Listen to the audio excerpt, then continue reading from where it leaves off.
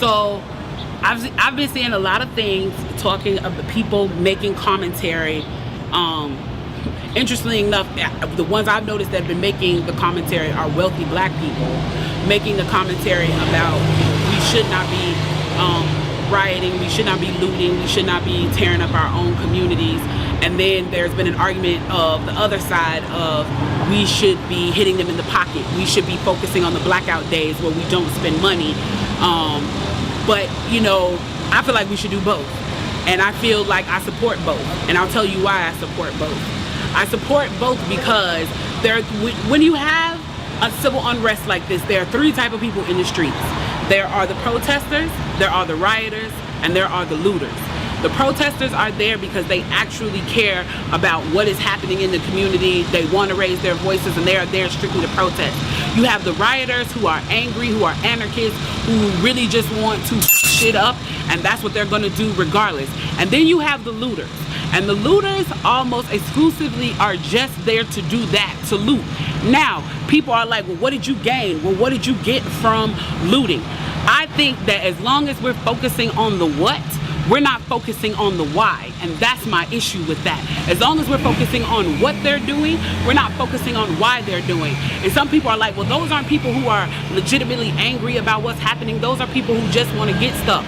Okay, well then, let's go with that. Let's say that's what it is. Let's ask ourselves why in this country in 2020, the financial gap between poor blacks and the rest of the world is at such a distance that people feel like their only hope and only opportunity to get some of the things that we flaunt and flash in front of them all the time is to walk through a broken glass window and get it. That they are so hopeless that getting that necklace, getting that TV, getting that change, getting that bed, getting that phone, whatever it is that they're gonna get, is that in that moment when the riots happen and if they present an opportunity of looting, that's their only opportunity to get it. We need to be questioning that why. Why are people that poor? Why are people that broke? Why are people that food insecure, that clothing insecure, that they feel like their only shot, that they are shooting their shot by walking through a broken glass window to get what they need? And then people want to talk about, well, there's plenty of people who pulled themselves up by their bootstraps and got it on their own. Why can't they do that? Let me explain to you something about economics in America. And I'm so glad that as a child, I got an opportunity to spend time at Push where they taught me this, is that we must never forget that economics was the reason that black people were brought to this country. We came to do the agricultural work in the South and the textile work in the North. Do you understand that? That's what we came to do. We came to do the agricultural work in the South and the textile work in the North. Now, if I right now decided that I wanted to play Monopoly with you, and for 400 rounds of playing Monopoly, I didn't allow you to have any money, I didn't allow you to have anything on the board, I didn't allow for you to have anything.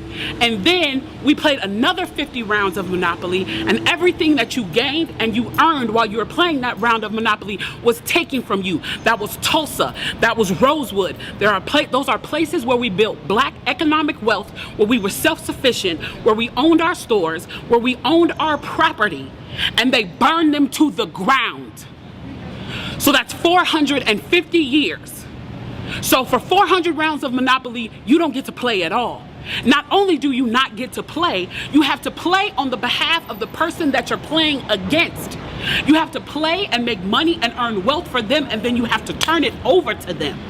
So then for 50 years, you finally get a little bit and you're allowed to play. And every time that they don't like the way that you're playing, or that you're catching up, or that you're doing something to be self-sufficient, they burn your game.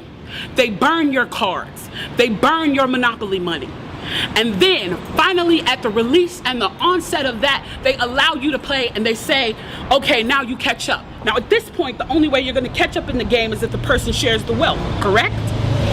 But what if every time you share the wealth, then there's psychological warfare against you to say, oh, you're an equal opportunity hire.